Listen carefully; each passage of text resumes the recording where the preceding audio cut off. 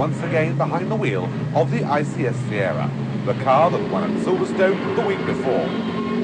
With the car, he's in pole position, something undoubtedly that he hopes will see him there right to the end of the race.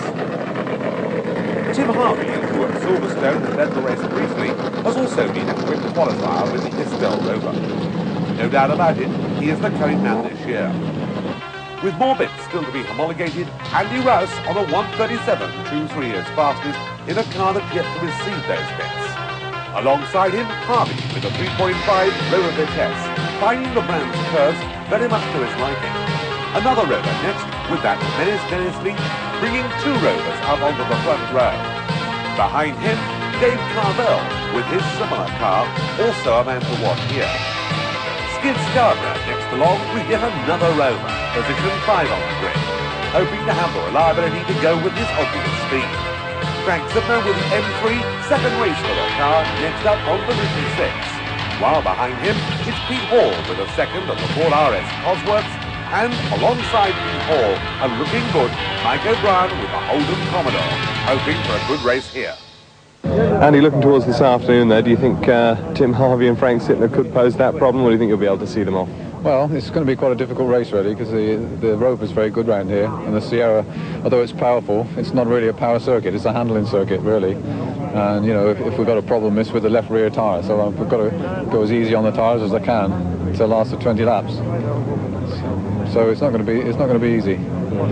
Just one final question, looking back to last week, Wyn Percy drove your car, I think it was, at Silverstone. That's right. Your thoughts on his performance there? Well, we were very pleased, really. I mean, he got a very tough start, but he got the result at the end of the day, and it made a very good race of it. You know, it was superb, really. He made a good race.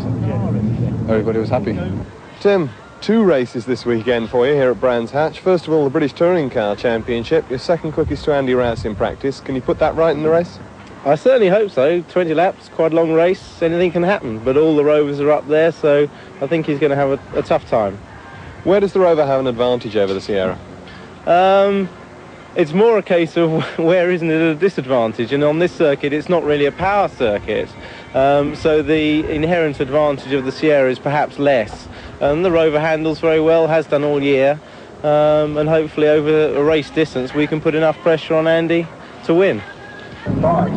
Frank, once again you brought the M3 out for the second time now, and you've demolished all the Class B opposition. Yeah, but as you know, it's outright that we're looking for, obviously. That's why we're here. Brands has got to be a good circuit for the car from a handling point of view, which is where it scores, I know, very heavily against the others. Can you pull that victory off here against all the Class A cars? This is the place to do it. Practice didn't go very well. We actually only managed 2 laps yesterday. We had a broken drive shaft, and we've been battling. Actually, we haven't had any new tyres until about 1 hour ago. So we've now got new tyres and a new drive shaft, so we're in good shape. And you think you stand a good chance of being able to do it then? This is the place, yeah, definitely. We're in very good shape here, yeah. Chris, 11th quickest in practice and some 2 seconds quicker than the nearest opposition. It's looking very good again for you, isn't it? Yes, it's nice to come to Brands Hatch. It's a circuit that I really enjoy. It's a challenging circuit and consider it a driver's circuit, really. And the little Corolla, we've done a little bit more work to the suspension prior to this race meeting, and we found we did have a problem with some rear dampers, which has been cured, and now it's very, very good. These cars are going quicker and quicker and quicker every time out, aren't they now? Yes, we're not too far off a Rover. I think perhaps within 2 seconds of the quickest Rover at the moment. If we could use the parts that are used by Toyota Japan in the top of the engine, that would give us another 25 brake horsepower. So really, the sky's the limit, but unfortunately we can't use what they do use in Japan, so we're rather limited. Why is that? Well, it's just an idiosyncrasy within the regulations for the international Group A regulations and what they actually run in Japan. So it's a bit of a shame. I wish we could use them. Looking towards the race here, do you think that Mr. Kimber Smith and Alex are going to give you any problems? Yeah, I hope not. I hope that Alex can keep Jeff occupied during the race. It should be a good scrap. When I come to Brands Hatch, I'm always very worried about the first corner of Paddock and Druids. There's normally a coming together, and that is my main worry, to be truthful. It certainly gives me butterflies more than anywhere else. Turning our attentions to the championship, that's looking very good for you, but you're obviously still not happy, because I gather that you're doing Spa next week and then flying backwards and forwards between Spa in Belgium and Snetterton. Do that. I'd like to try and clinch the class championship as quickly as I possibly can, and also the overall championship. Well, we'll just take each race as it comes. We're rather limited because of the size of entries in our class. It's great to see such a large field here. I just wish there was a few more runners in our class. And as regards Spa, I've got to come back. My itinerary is we're at Spa from Tuesday till Friday, come back Friday evening, and then private aircraft on Saturday morning to Snetterton to qualify, and then immediately back for the start to Spa at 5 o'clock, and then Sunday morning returning back to Snetterton for the race, and then back once again to Spa, hopefully for a good Beano. It all depends how he gets on. There's no doubt that Brands is a totally different proposition from Silverstone. The twists and turns and the gradients of the surface certainly make the turbo cars a lot more difficult to handle here, and the Rovers could have a considerable advantage. The bottom line, however, is going to be tyres. Frank Sedna received his just about an hour before the race, and on these brand new Pirellis it could well be that car is much more competitive than it was in practice, as Andy Rouse has suggested might be the case.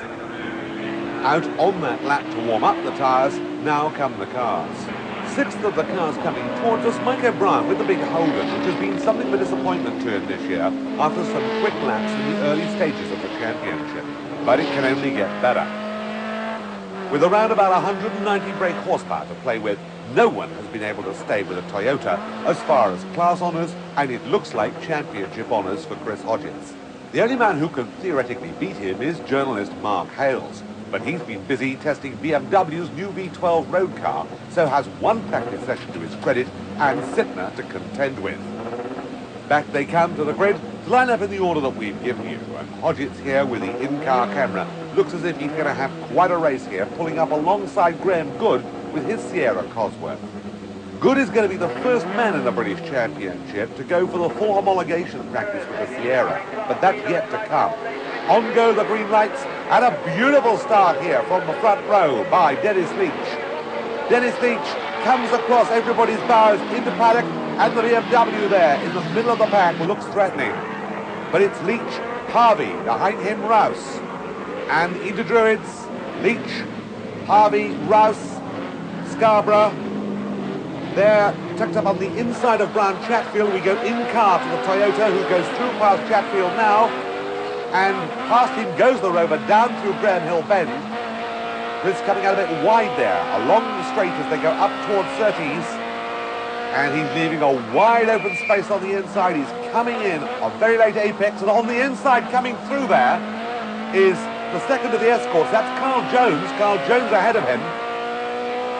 Jones can't affect his championship chances, but he can certainly cause a few problems. Along the straight now, up towards Hawthorne, which is absolutely flat out, and you can see how the Rovers and the Sierra have pulled away. But the Escort and Jones, they're a bit ragged coming out. They've lost a bit of ground, and up on the inside as they come into Westfield comes the Toyota, and he's through. Down Dingledale. And up this sharp incline into the braking area, and here comes the leader, and it's still Dennis Leach. Behind him, Andy Rouse. Phil Harvey there, a Rover. We're looking for the BMW. It's right up there. Pete Hall also close in. There's the Toyota, and Minshaw with the Volkswagen Golf well up here in front of Colin Piercy, and that's a Group N car in and among all the Group A's. But the leader's towards us, and now Andy Rouse harrying with Tim Harvey hard on his tail, and the BMW looking quite threatening there. Hodgetts, Jones, Jeff Kimber-Smith now ahead of Mark Hales, and Mark Hales trying to find a way through and past him, and looks as if he might succeed. Heavy braking into paddock once more for the leaders, and a wider line in for Tim Harvey, and Dennis Leach has gone wide. There was a touch there. Leach shot wide as they came out, and I think Andy Rouse probably just touched him very briefly. But the queue now at Druids has to be seen to be believed. Down the hill, Dennis is getting very out of line. He gets a little tick there, and through comes Andy Rouse. Leach loses 1 place, 2 places, 3 places. And almost there we saw Harvey lose a place. So there we see that in replay with all but disaster there for Leach, who somehow stays in the lead, but whether or not the shock was too great for his system, when he comes out and down through Graham Hill Bend, he loses the places. So Andy Rouse leads, Harvey in second place, Scarborough in third place. Still in fourth place, it's Leach, but the BMW now right on his tail. And look at Frank Sidner in the background there as the three leaders go through. Frank Sidner essaying to get past that Rover. Harvey threatening all the time. Again, this wide entry into the corner. Using all the road coming out and looking to try and outbrake. And we've seen that the Rover can outbrake the Ford. And of course they will all try to push Rouse as hard as they can, knowing that tyres are marginal on this car. Rouse puts his foot down and all that horsepower goes through those rear wheels. The rear tyres wet. They heat up. Off comes the rubber. And as the race wears on, he could have a problem.